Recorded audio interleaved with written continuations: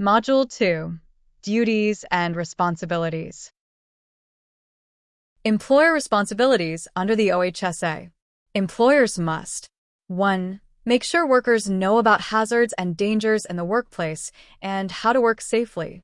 2. Appoint a competent supervisor who sets the standards for performance, understand their health and safety responsibilities, and who ensures safe working conditions are always observed to keep workers safe and healthy while they work. 3. Create health and safety policies and procedures for the workplace and review them on an annual basis. 4. Develop a program to implement that policy. 5. Post the policy in the workplace. 6.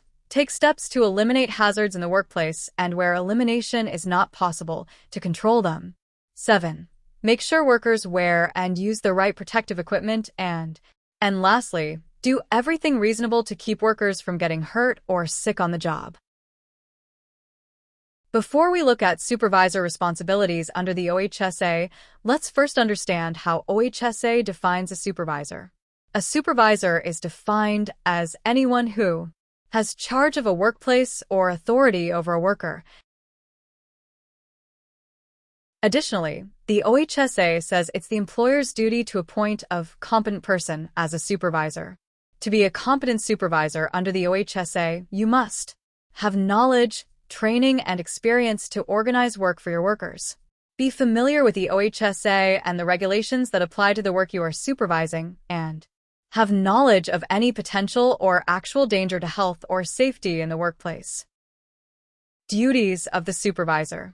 Under the OHSA, every supervisor is also considered to be a worker and has the same workplace duties and rights as a worker. But the OHSA also gives you specific duties related to your role as a supervisor, including 1. Knowing the OHSA and the various regulations attached to it that apply to your workplace.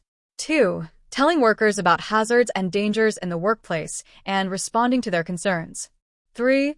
Planning and showing workers how to work safely and making sure they follow the law and the workplace health and safety policies and procedures. 4. Make sure workers wear and use the right protective equipment. 5. Do everything reasonable to keep workers from getting hurt or sick on the job.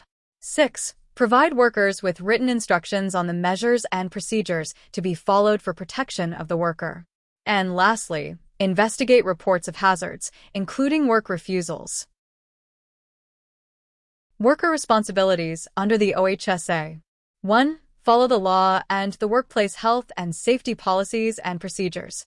2. Always wear or use the protective equipment that the employer requires. Work and act in a way that won't hurt them or any other worker. 3. Work and act in a way that won't hurt them or any other worker. 4. Report anything that's unsafe or that goes against the act to you or the employer so that you can take the necessary steps with your employer to solve the problem. And lastly, report to you or the employer the absence of or any defect in any equipment or protective device of which they become aware. While we each have our own responsibilities, ultimately, everyone has a role in safety. As a supervisor, you can make a difference in your workplace, but you can't do it alone. You need your employer and the workers you supervise to do their part to keep the workplace safe. It is everyone's responsibility to work together to maintain a healthy and safe working environment. That concludes Module 2. Please proceed to Module 3.